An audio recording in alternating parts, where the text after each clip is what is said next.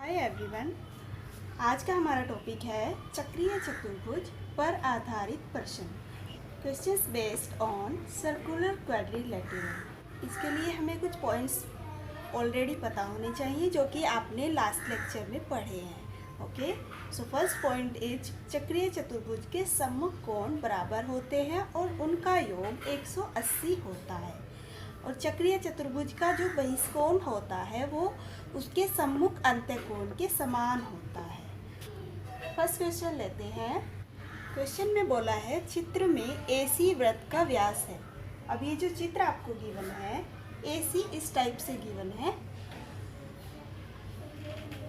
और x का मान ज्ञात करना है और एंगल ABC दिया है 90 डिग्री। बस दो ही चीज़ें गिवन है, AC वृत्त का व्यास और ABC एंगल 90, और x की वैल्यू निकालनी है। तो देखते हैं।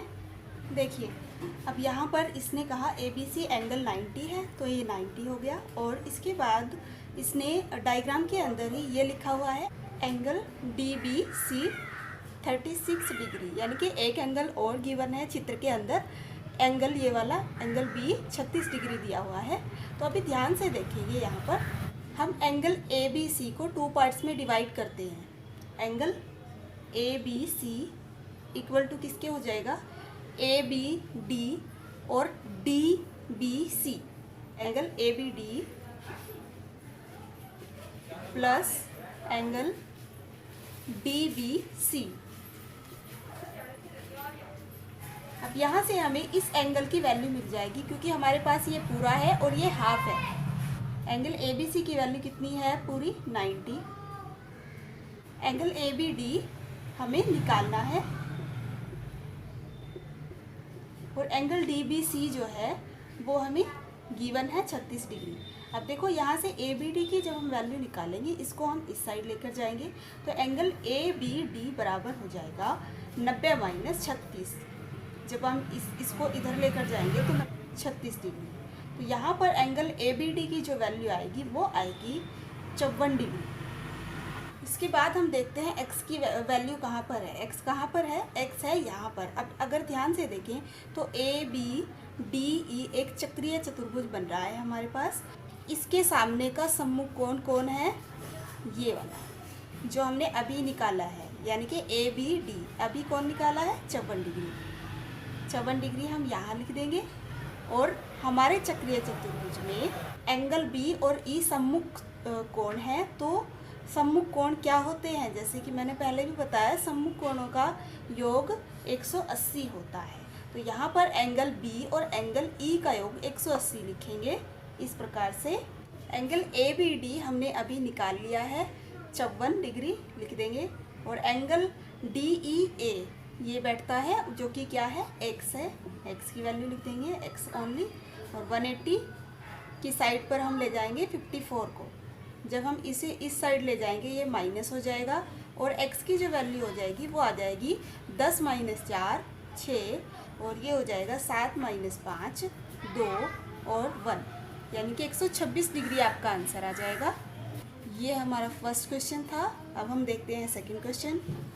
क्वेश्चन में गिवन है ABCD एक चक्रीय चतुर्भुज है और एंगल DBC 60 डिग्री है, एंगल DBC 60 डिग्री है और एंगल CAB 50 डिग्री है, CAB इस प्रकार से। और x का जो मान है वो आपको निकालना है। Okay, so first of all हम क्या करेंगे, सबसे पहले देखो ध्यान से कि एंगल DAC ये वाला एंगल और एक ये वाला एंगल DBC, यदि आप देखें तो एंगल ये और ये, यानी कि ये और ये दोनों ही एक वृत्तखंड के अंदर है। यानी कि दोनों अगर हम देखें तो ऊपर लाई कर सकते हैं। पूरे अगर हम देखें, पूरा एंगल ये बैठता है और पूरा ऊपर लाई करता है और पूरा ये भी इधर लाई करता है। तो ये दोनों अर्धवृत्त में बने कोण हैं। अब देखो, सो जब एक ही वृत्तखंड में कोण बनते हैं तो दोनों इक्वल होते हैं। तो इस प्रकार से हम कह सकते हैं ये एक ही वृत्तखंड के बने कोण है और दोनों ही कैसे हैं, इक्वल होंगे। तो इस प्रकार से हमें पता है कि एंगल DBC 60 है। सो जब ये इसके इक्वल हो जाएगा तो इसकी वैल्यू कितनी हो जाएगी, जो इसकी वैल्यू है वही इसी की वैल्यू हो जाएगी। ठीक है, तो यानी कि AC DBC के इक्वल है, DBC कितना है 60 है, तो यहाँ पर DAC की वैल्यू हमें डायरेक्टली पता चल जाती है। इस टाइप से हम देखेंगे कि हमें पूरा एंगल, अब ये वाला पूरा पता चल गया है, पूरे की वैल्यू कितनी हो जाएगी 110, 50 और 60 110, ठीक है। अब हम देखेंगे x की वैल्यू। अब देखो जैसे कि x यहाँ पर है और एक ये चक्रीय चतुर्भुज है, इसके आमने सामने के दो एंगल हैं 110 और x। अब यदि हम इनको कंबाइन करें अकॉर्डिंग टू चक्रीय चतुर्भुज की प्रॉपर्टी के, तो क्या देखते हैं कि दोनों का योग 180 के बराबर होगा। तो हम लिखेंगे इस बार angle DAC plus angle DCB equal to 180। जो भी रीज़न है वो ब्रैकेट में लिख देंगे। सम्मुख कोण है, सो DAB क्या है 110 है, जैसे कि हमें दिखाई दे रहा है। अब एंगल DCB कौन है, एंगल X है, सो 180। अब हम इसको इस साइड लेकर जाएंगे तो 180 माइनस 110 हो जाएगा और ये आ जाएगी आपकी वैल्यू 70। तो x की जो वैल्यू रहेगी वो रहेगी 70 डिग्री। अब एक चीज़ हमने 110 नहीं बताया है, तो हम 60 डिग्री के बाद बता देते हैं कि एंगल DAB कंप्लीट एंगल बन जाता है 110, जो कि 50 प्लस 60 करके आया है।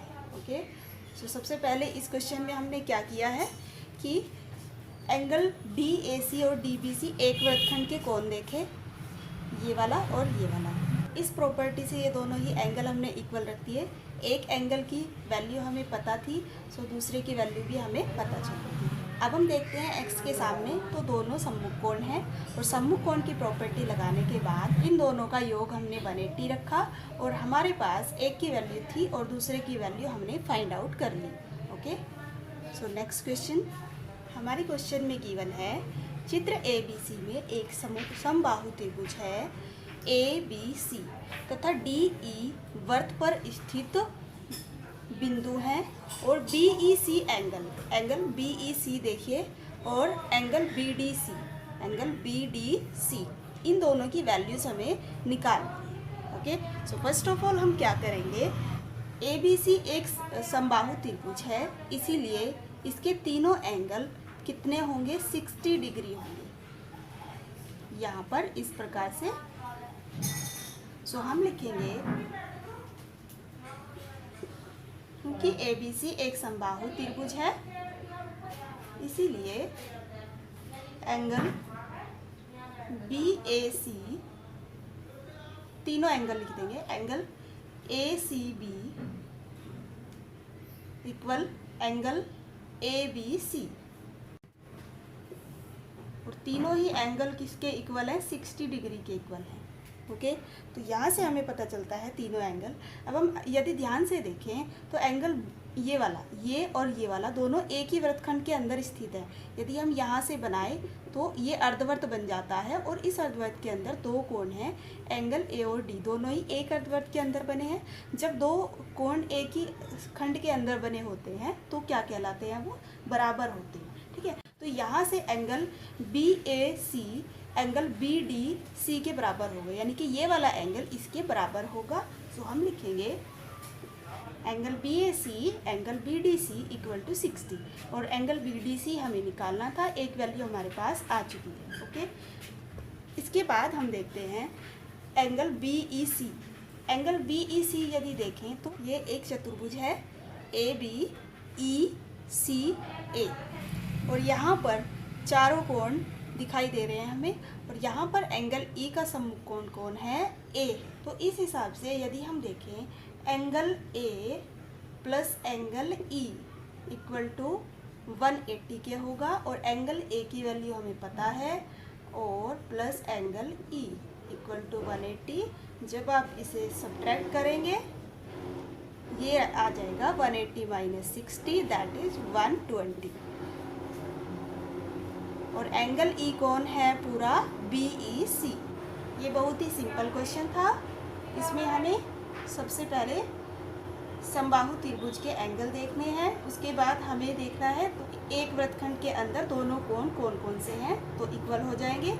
उसके बाद हमें चतुर्भुज देखना है और चतुर्भुज के अंदर सम्मुख कोण देखने हैं। ओके, सो वहाँ पर सम्मुख कोण की प्रॉपर्टी जब हम लगाएंगे तो हमें हमारा आंसर मिल जाएगा। तो यहाँ पर सम्मुख कोण हमने लिखना चाहिए, यहाँ पर सम्मुख कोण। नेक्स्ट क्वेश्चन में गिवन है ABCD एक चतुर्भुज, चक्रीय चतुर्भुज है। AC और BD उसके विकर्ण हैं और DBC एंगल 55 डिग्री है और BAC 45 डिग्री है। सो फर्स्ट ऑफ ऑल यहाँ पर एंगल DBC 55 डिग्री गिवन है, DBC, और BAC 45 डिग्री गिवन है। अब हम क्या देखते हैं, ये एंगल और ये एंगल दोनों ही एक ही वृत्तखंड के अंदर होंगे। यदि आप इस तरीके का वृत्तखंड करें पूरा, तो इस वाले अर्धवृत्त के अंदर ये दोनों एंगल आते हैं। ओके, तो यहाँ पर यदि हम देखें तो DBC और एंगल DAC दोनों इक्वल होंगे, क्योंकि एक ही वृत्तखंड के अंदर है और दोनों इक्वल होंगे। सो एक एंगल हमें पता है DBC 55 है, सो हम यहाँ पर लिख देंगे और रीज़न दे देंगे एक ही वृत्तखंड में बने कोण। अब हम यहाँ लिख देंगे 55 डिग्री। अब यदि हम ध्यान से देखें, ये वाला एंगल हमारा पूरा हो गया, 5 और 5 10 और 5 और 4 9 और 1 10, 100 डिग्री एंगल पूरा आ गया हमारे पास एंगल DAB। अब हम देखें ये इसका सम्मुख कोण है, तो सम्मुख कोण की प्रॉपर्टी लगा, this angle plus this angle equal to 180 आ जाएगा। और यहाँ लिखेंगे सम्मुख कोण, एंगल DAB हमें पता है पूरा ये है DAB, और एंगल BCD हमें निकालना है, तो DAB की वैल्यू रख देंगे और BCD हमें निकालना है। इस प्रकार से 180 माइनस 100 हो जाएगा और आपका आंसर आ जाएगा, ये DAB हमने 100 निकाला है ना, सो इस प्रकार से हमारा आंसर आ जाएगा 80 डिग्री। सो आई होप आप अच्छे से समझ गए होंगे। आज हमने 4 क्वेश्चन किए हैं, सो आपको इस टाइप से क्वेश्चंस करने हैं। चक्रीय चतुर्भुज का ये पार्ट 2 है। Thank you.